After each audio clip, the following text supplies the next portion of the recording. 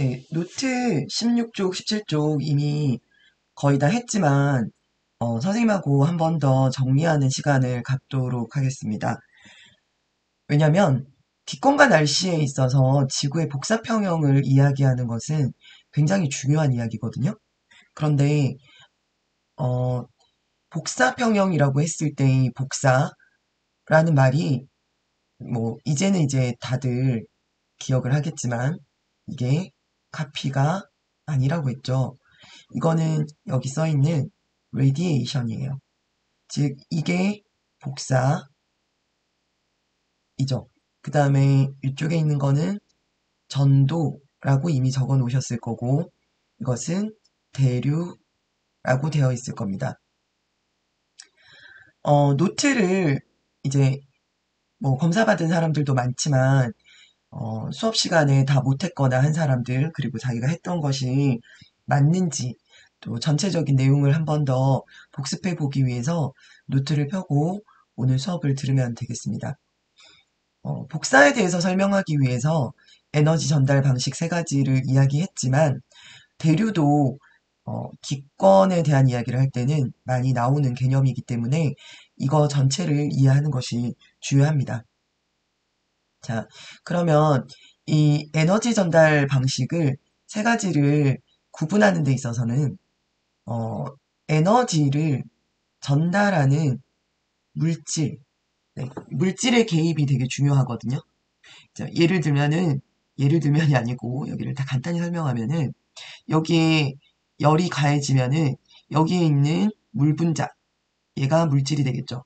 이 물 분자가 열을 받아서 이 열을 받은 이 물 분자 자체가 이동하죠. 이렇게 되는 경우를 우리가 대류라고 합니다. 즉, 첫 번째 대류라는 것은 글씨가 별로 안 예쁘네요. 어떤 특징을 가지냐면 물질이 직접 열을 가지고 이동한다. 이게 중요한 거예요. 자, 그 다음에 두 번째, 그러면 물질이 직접 안 가는 경우도 있나? 그렇죠. 여기 보시면, 자, 손잡이가 뜨거워지죠. 물론 요새는 좋은 게 나와가지고 손잡이가 덜 뜨거워지기도 하지만, 명백하게 이 부근에 있는 쇠들도 다 뜨거워질 거예요. 이런 경우에 이, 후라이, 냄비를 구성하고 있는 입자 자체가 이동하지 않고 그 자리에서 진동하면서 열을 다음 입자에게로 전달해 주는 거잖아요. 그래서 전도라는 것은 물질이 열을 전달하지만 물질 자체는 이동하지 않는다.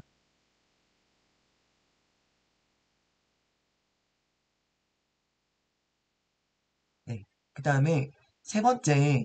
자, 근데, 어, 여기 기권과 날씨에서 우리가 처음 나오는 태양 복사 에너지, 지구 복사 에너지 이거 얘기할 때 나오는 복사는 우주 공간에서 사실 일어나는 일이잖아요. 그래서 전달해줄 물질이 아예 없는 경우들이 있단 말이죠. 그런 경우, 즉 물질이 없어요. 그래서 열이, 즉 에너지가 직접 이동하는 경우를 복사라고 합니다. 자, 그러면 수업 목표에서 우리가 태양 복사 에너지와 지구 복사 에너지를 설명할 수 있다고 했잖아요. 그러면 네, 태양 복사 에너지와 지구 복사 에너지가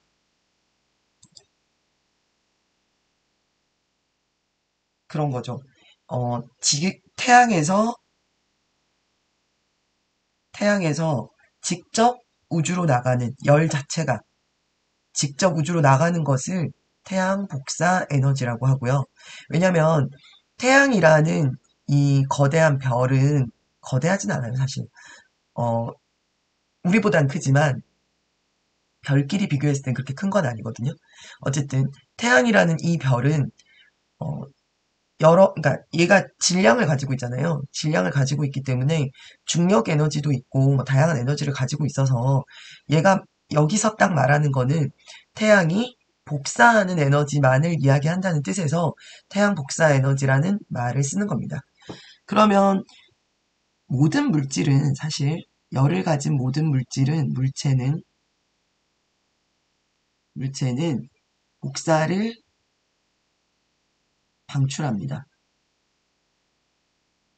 그러니까 당연히 태양도 지구도 그리고 우리들도 복사를 방출하고 있는 겁니다. 그래서 여기서 얘기하는 태양 복사 에너지, 지구 복사 에너지 얘기할 때 이 복사라는 것은 우리가 열을 가졌기 때문에 열 자체가 외부로 방출되는 것, 그것을 이야기한다라는 이야기입니다. 어, 노트에는 여러분들이 다 대류 전도 복사에 대해서 일어나는 방식을 쓰라고 되어 있잖아요. 그래서 요거 다 쓰셨을 거예요. 이거 못 쓰신 분들은 이거를 쓰시면 됩니다. 그 다음에 얘를 찾아보자 했으니까 얘를 찾아보는 것은 라면을 끓인다던가 라면 끓이는 물, 그 다음에 전도는 음, 손잡이가 뜨거워지는 것도 있고 뭐 하이라이트 자체가 뜨거워져서 하이라이트 인덕션 그런 거 있죠. 뜨거워져서 냄비가 뜨거워지는 경우 그런 것들을 얘기할 수 있겠죠. 북사는 모든 물체에서 일어나는데 뭐 그 적외선 찜질 이런 거 할 때 있죠. 네, 그런 것들에서 나올 수 있겠네요. 이런 정도를 아마 다들 정리해 두셨을 거라고 생각하고 있습니다. 자, 그리고 이거는 구글 클래스룸에 올라와 있는 거니까 혹시 지금 수업 진도를 못 따라오는 사람들은 또 나중에 시험 공부하실 때도 한 번 더 다시 보시면 될 것 같아요. 자, 여기 이제 복사 에너지라는 말이 나와 있는데 물질의 도움을 받지 않고라고 되어 있죠. 직접 전달되는 에너지로 모든 물체는 복사 에너지를 방출합니다. 그래서 태양이 방출하는 복사 에너지니까 태양 복사 에너지. 대문자 1을 쓰면 보통 에너지를 얘기하는 거예요. 지구가 우주로 방출하는 것은 지구 복사 에너지. 태양의 표면 온도는 한 6,500도 정도 되고요. 그 다음에 지구의 평균 온도는 15도 정도 되잖아요. 각각의 온도에 걸맞는 복사 에너지를 우주로 방출합니다. 자, 그럼 별표에서 태양에서 들어오는 에너지를 100이라고 했을 때 다음 그림에 지구에서 방출하는 에너지의 양을 각각 표시해보자 라고 되어 있죠. 이건 교과서 보고 하시는 거였는데 어쨌든 100이 들어온다면 통상 지구가 태양 복사 에너지를 아예 먹지 않고 아예 지구의 대기나 지표가 바로 반사해버리는 거, 리플렉티드니까 반사죠. 이 반사하는 양이 30 정도 된다고 해요. 이거를 반사율이라는 말을 쓰거든요. 네, 어, 나중에 뭐 더 배우다 보면 알베도라고 하기도 합니다. 그래서 지금 반사율은 30이지만 예를 들면은 7억 년 전쯤에요. 지구 전체가 얼어붙어서 스노우볼처럼 보이는 눈덩이처럼 보이는 지구의 시대가 있었어요. 이때는 지구 전체가 빙하로 되어 있었습니다. 얼음으로 뒤덮여 있었어요. 이런 경우에는 반사율이 어떻게 될까요? 정확한 데이터를 기억하지는 못하지만 30%보다는 훨씬 더 높겠죠. 그래서 이때는 지구가 훨씬 더 추웠을 거예요. 그리고 점점 추워졌을 거예요. 왜냐하면 여기 들어오던 100이라는 것이 들어오더라도 똑같이 들어오더라도 이 30보다 훨씬 큰 50이나 60이나 70 정도를 아예 되튕겨져 버리는 거잖아요. 그래서 이때는 스노우볼 시스템에서는 점점점 추워지는 그런 지구였을 겁니다. 이걸 어떻게 탈출했는지는 나중에 또 좀 더 관심 있는 사람들이 공부해보면 될 것 같아요. 얘기할 기회가 있으면 좋겠네요. 이때는 뭐 지질시대로 치면은 선 캄브리아대예요. 그래서 아마도 이때는 박테리아 정도만 살고 있었을 때일 겁니다. 왜냐하면 고생대가 시작되는 것이 5억 4천만 년 전부터거든요. 그러니까 이때에는 이제 박테리아 같은 애들이 바닷속에 아직 얼지 않은 바닷속, 바다 깊으니까 그 속에 살고 있었을 거예요. 자, 그 다음에 Earth Emitted,니까 요거는 30이 되튕겨졌으니까 얘가 당연히 70이겠죠. 그래서 여러분이 실험을 해서도 다 알고 있지만 들어온 만큼 나갑니다. 지구에서는 이렇게 나가요. 그런데 여러분이 여기 그림에다가 하나만 더 적어 두셨으면 좋겠는 게 위에서 얘기했지만 태양은 6500도 정도 되니까 태양이 내놓는 그 에너지 자체가 훨씬 더 에너지가 높은 파장이겠죠. 그래서 이렇게 많이 꼬불랑거리면서 지구로 올 거예요. 그러면 한 파장과 한 파장 요 사이가 거리가 엄청 짧죠. 그래서 이거를 짧을 단자를 써서 단파 복사라고 합니다. 그러면 지구는 15도 정도밖에 안 되니까 지구에서 나가는 이 복사는 이렇게 똑같이 먹었던 거 그대로 나가진 않겠죠. 그래서 지구에서 나가는 복사 에너지는 훨씬 더 어, 에너지가 적은 상태로 나가게 돼요. 그래서 색깔을 바꾸려고 하는데 잘 안 되고.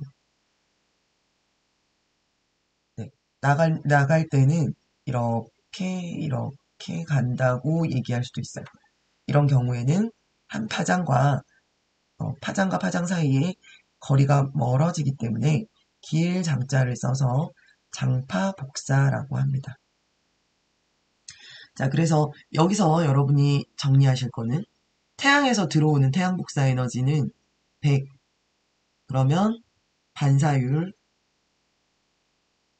30 더하기 지구 복사, 지구에 들어왔다가 소화되고 다시 나가는 것은 70. 그래서 결국에는 복사 평형에 이르른다. 자, 우리 이미 실험에서 봤지만 복사 평형이라는 것은 일정한 온도 이상 상승하지 않는다. 라는 의미입니다. 여기까지 정리가 되셨나요?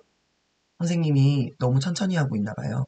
벌써 12분이 되었네요. 자, 그 다음에 지구의 복사평형 한번 볼게요. 이미 여러분이 실험으로 한 거이지만 여기 지구의 복사평형에서 방금 설명했던 거 복사평형이라는 말 자체가 무엇이냐? 물체가 흡수하는 복사에너지 양과 방출하는 복사에너지 양이 같은 상태를 말한다. 복사평형을 이루게 되면 물체의 온도는 일정하게 유지되고 지구도 복사평형을 이름으로 지구의 기온은 일정하게 유지된다라는 얘기입니다. 그런데 이제 우리가 그 실험에서 살펴보았던 것처럼 어떤 조는 이렇게 올라가다가 이렇게 되는 조가 있고 어떤 조는 이렇게 빨리 올라가서 이렇게 되는, 물론 과장이지만 이런 것들이 있었잖아요. 이런 경우는 온도가 물론 실내 온도 같이 시작했으니까 같은 점에서 출발해서 어, 빠르게 온도가 상승해가지고 이제 더 높은 온도에서 복사평형, 더 낮은 온도에서 복사평형 이런 경우가 있었죠. 이런 경우에는 어떻게 얘기할 수 있어요? 네, 여기는 고위도 지방, 즉 남극이나 북극 이런 고위도 지방, 여기는 적도, 열대지방 이런 지방의 복사평형 상태를 보여주는 거라고 할 수 있겠죠. 15도씨라는 것은 평균 기온이죠. 위도와 계절 이런 것들을 다 평균해가지고 통상 15도 정도 된다 이 얘기입니다. 자, 확인 문제로 갈게요. 복사평형을 설명한 내용으로 옳은 것은 복사평형을 이루는 물체의 온도는 평형을 이루었다면 계속 올라가진 않겠죠. 이루기 전에는 그럴 수 있지만 그 다음에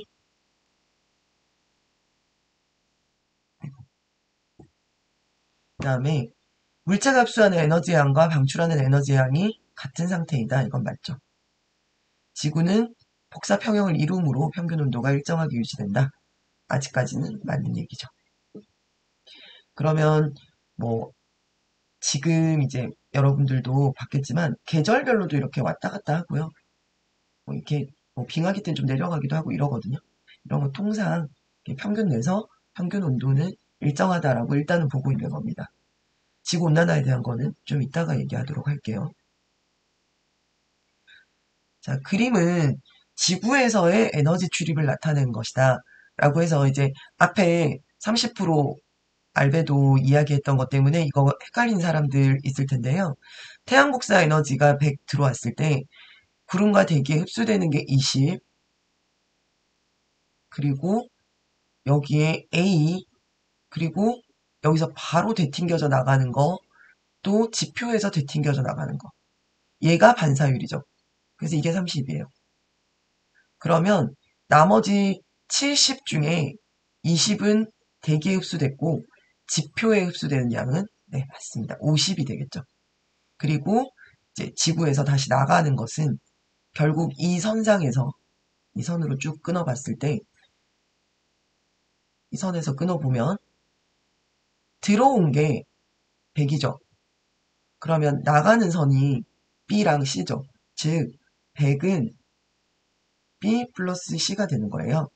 네, B가 30이니까 C는 70이 되겠죠. 자, A는 지표면에서 흡수되는 복사 에너지이다. 맞네요. B는 지구 대기와 지표면에 의해서 반사되는 복사 에너지이다. 그 다음에 A와 C의 크기는 같다. A는 50, C는 70이니까 같지 않네요. 그래서 답은 4번이 되겠습니다. 여기서도 사실 들어온 이 A가 만약에 이제 뭐 요거 합해놔도요. 요거 두 개가 70이잖아요. 얘네들은 단파 복사로 들어온 거고요. 이 나가는 거는 장파 복사로 나갑니다. 특징은 태양 복사 에너지에서 가장 많은 부분을 차지하는 것은 과시광선이고요. 그 다음에 지구 복사 에너지는 적외선 영역에서 제일 많이 나가게 됩니다. 자, 여기까지 하면은 16쪽, 17쪽이 끝났어요. 그 다음에 18쪽으로 갈게요. 조금만 더 해볼게요. 왜냐면 16, 17을 여러분이 다 해서. 자, 온실효과에 대한 거를 약간 설명을 하겠습니다. 자, 온실효과는 이제 여러분이 온실효과와 지구온난화를 구분하셔야 되는데요. 지구복사 에너지를 흡수한 대기가 그중 일부를 다시 어디로 방출해요? 지표면으로, 네, 지표로 방출하여 지구복사 에너지를 흡수했다고 했잖아요. 여기 들어오는 그 이렇게 들어오는 태양 복사 에너지를 지구가 흡수했어요. 근데 지구가 다시 복사를 내놓잖아요. 이 복사 에너지를 이 복사 에너지를 어 이게 나가야 되는데 못 나가게 해요. 누가? 얘네들이 못 나가게 하고 잠깐만 멈춰봐 하는 거예요. 그리고 먹었다가 다시 내뱉어요. 그랬다가 언젠간 나가거든요. 근데 어쨌든 그중 일부를 다시 대기로 혹은 지표로 방출하여 지표면의 온도를 높이고 보온하는 현상 자체를 온실효과라고 합니다. 그래서 영어 그대로 써서 그린 하우스 이펙트라고 하죠. 그런데 이제 그러면 이런 효과를 일으키는 대기 중에 있는 기체를 뭐라고 하냐? 걔네들을 온실기체라고 합니다. 온실 기체에는 H2O, 그 다음에 CO2, 그 다음에 CH4. 여기는 네, 어, 일산화질, 일산화질소도 적혀 있죠. 이거는 매연에서 나오는 건데요. 이런 애들도 온실 효과를 일으킵니다. 그런데 이제 그 수증기를 가지고는 우리가 시비를 걸지 않는 이유가 지구는 닫힌 개라고 했잖아요, 전에. 그래서 대기 중에 수증기량은 거의 일정해요. 거의 일정. 그런데 얘네들은 그렇지가 않아요. 그래서 얘네들 때문에 나중에 지구온난화 이야기를 할 겁니다. 자, 대기에 의한 온실 효과로 지구는 대기가 없을 때보다 높은 온도에서 복사평형을 이룬다. 그러니까 만약에 지구에 대기가 없다면 더 낮은 온도, 뭐 예를 들면은 영하 30도 이런 데서 복사평형을 이룬다면 지금은 15도씨에서 복사평형을 이루고 있다. 복사평형은 어떤 경우에라도 복사평형은 일어나죠. 그런데 음, 그러니까 기체가 있다면, 대기가 있다면 지구는 약간 담요를 덮고 있는 것과 비슷한 효과다. 그래서 시간차를 두게 한다. 이 정도로 이해하시면 될 것 같아요. 자, 이번 시간에 그 영상을 보는 것은 이제 이 정도에서 그만하시고요. 예, 그 다른 과제를 하는 시간을 다시 드리도록 하겠습니다. 수고하셨습니다.